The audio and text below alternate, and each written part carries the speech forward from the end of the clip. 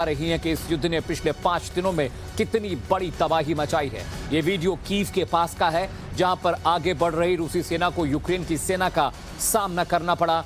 इस दौरान सेना के एक काफिले को बम से उड़ा दिया गया, जिसके बाद सेना के काफिले में आग लग गई। चारों तरफ सैनिकों के शव बिखरे हुए हैं। तस्वीरों में आप देख सकते हैं किस तरह से तबाही मची है। रूस की सेना लगातार कीव पर कब्जे की कोशिश में लगी है, लेकिन उसकी ये कोशिश सफल नहीं हो पा रही। यूक्रेन की सेना अपनी जमीन बचाने के लिए अपनी पूरी ताकत से लड़ रही है। ये तस्वीरें देखिए यूक्रेन की राजधानी कीव की है, जहां पर रशियन फोर्सेस जब आगे बढ़ रही थी तो यूक्रेनी सैनिकों की ओर से उन पर हमले किए गए। देखिए किस तरह से टैंकों के परखच्चे उड़ गए हैं। पूरे इलाका आग में तब्दील हो चुका है और जगह जगह पर सैनिकों के शव बिखरे पड़े हैं।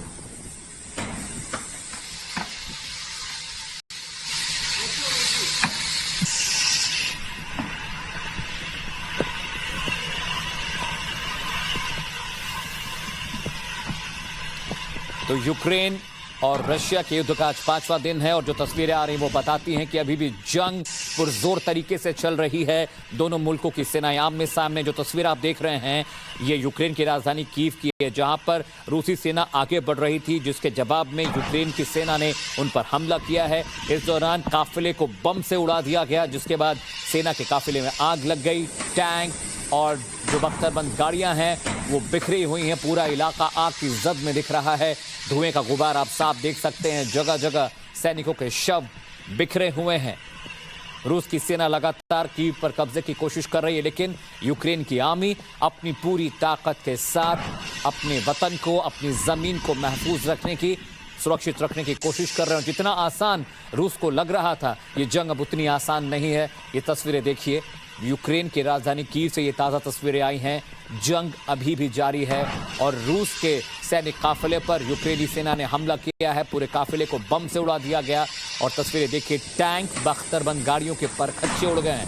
पूरे इलाके में सिर्फ आग ही आग और धुएं का गुबार देखने को मिल रहा है। शव बिखरे हुए हैं सैनिकों के। और आज बेलारूस में करीब 2:30 बजे यूक्रेन और रूस के प्रतिनिधियों के बीच बैठक होनी है और मुमकिन है कि शायद वहां से सुलह का रास्ता निकलना शुरू हो जाए।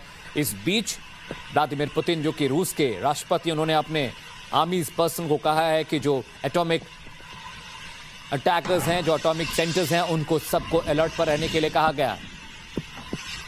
अब आपको दिखाते हैं कि यूक्रेन के लोगों की बहादुरी की हैरान करने वाली तस्वीर।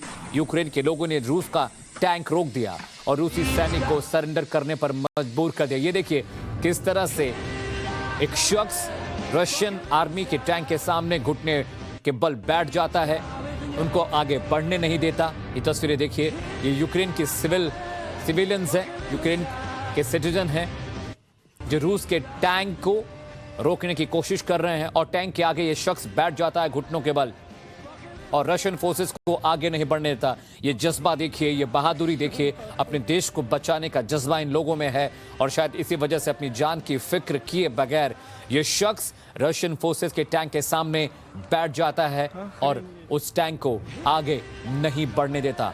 हैरान करने वाली तस्वीर यूक्रेन से आई है, जहां के सिविलियंस भी अब रशियन फोर्सेस के खिलाफ बंदूक उठा चुके हैं।